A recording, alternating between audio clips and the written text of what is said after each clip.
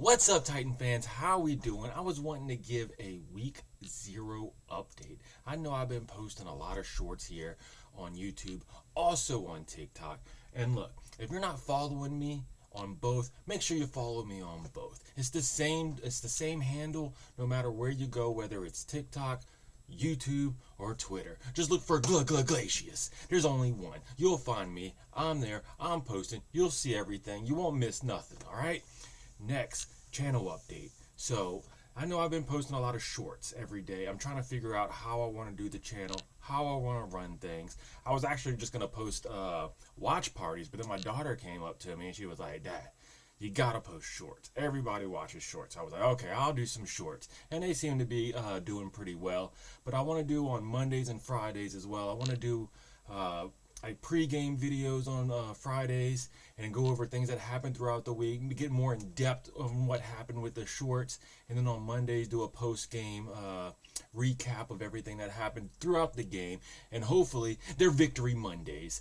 But it shouldn't be affected too much by the schedule of the Titans, because we mainly have Sunday games at standard time. I don't think we have many primetime games at all. The only one I could think of is the one in a few weeks against the Dolphins on Monday at like 7 p.m. So that week, it'll be on a Tuesday when I post a video. Other than that, just look forward to shorts throughout the week, and then a longer videos on Monday and Friday each week to recap everything that's going on with pre and post game recaps. So let's go over what happened throughout the week now, right? Let's get into how a normal video is gonna flow. So this week we went down to the 53-man roster, cut it down from like 91, 92 players all the way down to 53. Most of it people predicted how the roster was gonna look, right? There was a few surprises here and there. The main thing that a lot of people were surprised over, especially myself, was Weaver.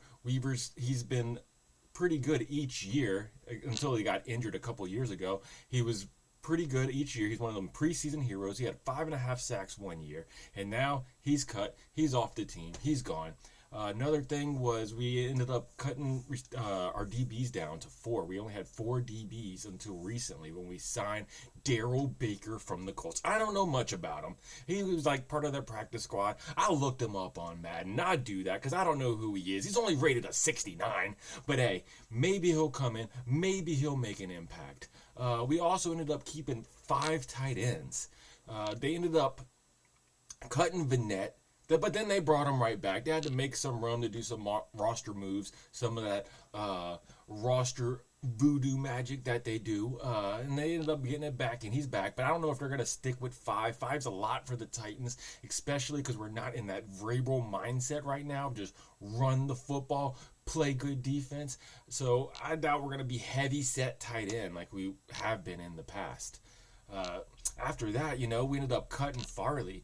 Farley got cut. A lot of people expected it. A lot of people hoped it happened sooner, like last year, but we would have lost money. I think we would have cut him last year. We would have lost $3 million just on cutting him, which is insane. But we were stuck with the headache. It was a John Robinson move. We got him from John Robinson. From that draft class, we only have one player left on the team from the 2021 draft class. It's Dylan Radins. He's it.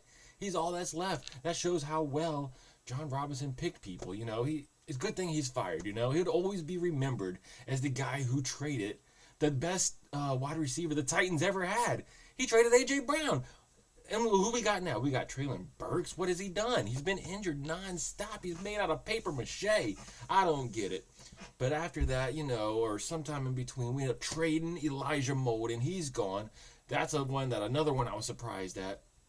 He should have been in a good rotational piece, because I know we got Jamal Adams and Diggs recently, but Jamal Adams, he's older, he's injury prone, he's hurt. He's on the injury report right now for being sore. He has soreness, and he hasn't even done anything. He didn't even play in the preseason game. All he did was just practice, and he's sore already and can't do anything else. So, between Diggs and Hooker back there, maybe Jamal Adams will be back in. It'd been nice to have Molden, because he played down in the box. He could guard tight ends. I know Adams can come in the box, and he's a blitzer. That's what he's known for, is blitzing, big hitting, run, stopping. But, he can't really cover that well. Then Cedric Gray ended up getting injured. He's on injured reserve now. And everybody was all hyped about him when we drafted him. You know, there's rumors that he was going to wear the green dot on the back of his helmet. He's going to be calling the plays for the defense coming in, you know, to be coming into his helmet. And he's gone now, so we ended up trading for Ernest Jones, which was an outstanding trade. You know, he ended up getting like 140 tackles last year. Outstanding player. And it was, just a pick swap for next year. We're swapping 5th and 6th round picks. And we got Ernest Jones. So that should definitely secure up the middle, him and Murray over there. And then with Chance Campbell, he's now on injured reserves. He's gone out for the year. Had an outstanding preseason. Typically does, but he's very injury prone as well. So it does suck, you know, for Chance Campbell. I liked him coming out of Ole Miss, but he's out of here now, at least on injured reserves. We'll see how long he sticks around. It's been 3 years, and we haven't really seen him in the regular season at all.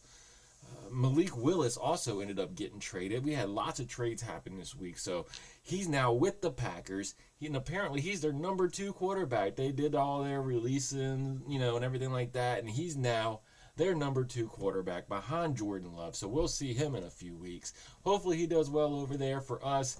He ended up sucking in the regular season. He played 11 games for us, and had 3 starts, threw 0 touchdowns, and had 3 interceptions. It's not that good. He just scrambles around a lot, can't make a decision, and then gets sacked, you know, runs it. He does his whole thing. But, you know, they say he grew, he progressed, and that's why, you know, in the last preseason game, he threw 2 touchdowns on 4 attempts. So hopefully he does well elsewhere, you know, just not in a Titans uniform. But we do need a 3rd quarterback. We only have 2 currently on the roster since we ended up trading off Malik Willis. You know, we just got Levis and Rudolph. And hopefully we get a 3rd, maybe not on the regular roster, the 53-man roster, but we need at least somebody on the practice squad. That way, if something does happen, God forbid, you know, if something happens to Levis, and then we have to bring in Rudolph, then we're going to need another backup. And if something happens to him, then we're screwed.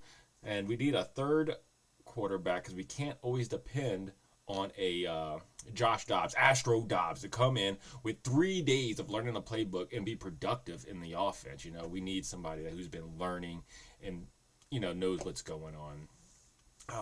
Also, this week, the team captains were announced, right?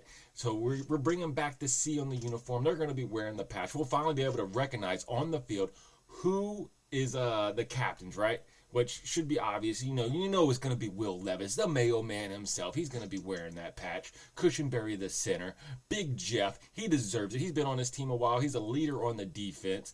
Murray, he's going to be wearing it. He's new to the team, but I guess he's going to be having the green dot more than likely unless Ernest Jones does. I'm not sure which one of them is going to be wearing the green dot. Everybody was thinking it was going to be gray, but, you know, he's a rookie, so that may have not even been happening in the first place.